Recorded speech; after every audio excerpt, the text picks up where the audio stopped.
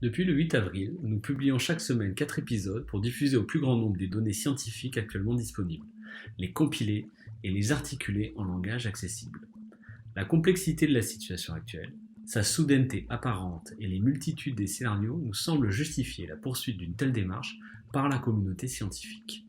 Compte tenu de la reprise de nos travaux de recherche dans nos institutions, nous ne pourrons pas cependant poursuivre ce projet très impliquant sous sa forme actuelle. On notera tout d'abord le nombre de consultations, 100 000 environ pour 25 épisodes. Cela atteste de la forte demande, mais aussi probablement de la pertinence du format court qui a été adopté. Nous avons aussi reçu de nombreux messages sous forme de commentaires ou de mails sur notre blog. Ces retours sont de 3 types.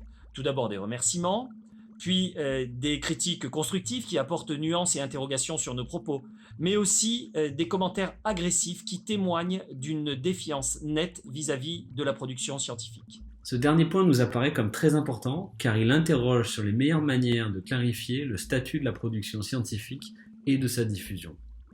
Une véritable difficulté est peut-être de transmettre la notion d'incertitude dans une société où le citoyen cherche des réponses certaines et définitives de la part du scientifique. Nous avons été interpellés sur la portée idéologique ou politique de nos contenus. Cette dernière capsule est l'occasion de clarifier la philosophie de notre démarche. La production d'un savoir scientifique n'a pas pour but originel l'usage politique. Les différentes sciences produisent des savoirs qui permettent d'éclairer des objets de nature diverse.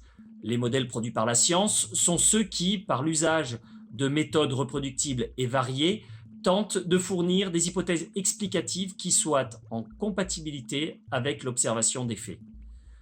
Dans sa portée sociétale, la science, de façon générique, ne vise donc pas à convaincre, mais à étayer les choix et la compréhension des citoyens. Dans cet objectif, nous n'avons eu de cesse d'interroger les limites de nos façons de travailler et de bien circonscrire la validité de nos propos et contenus.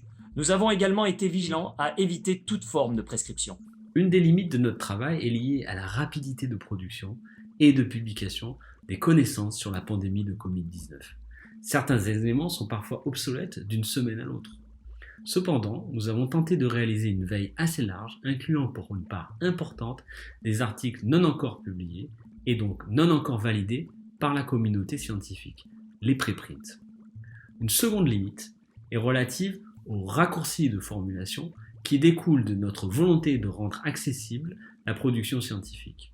Pour limiter l'impact de ces biais, nous avons organisé une procédure de travail par équipe thématique et des relectures systématiques par des experts extérieurs aux équipes.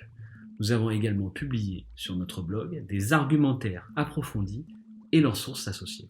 Nous tenons à souligner que face à la complexité de la situation que nous traversons, il nous apparaît comme nécessaire qu'une réflexion globale sur les mécanismes et enjeux des événements actuels puisse perdurer et se fonder sur les éclairages de l'ensemble des champs scientifiques, dont bien sûr celui des sciences humaines. Mais cette réflexion ne se limite pas à la sphère de la production en sciences.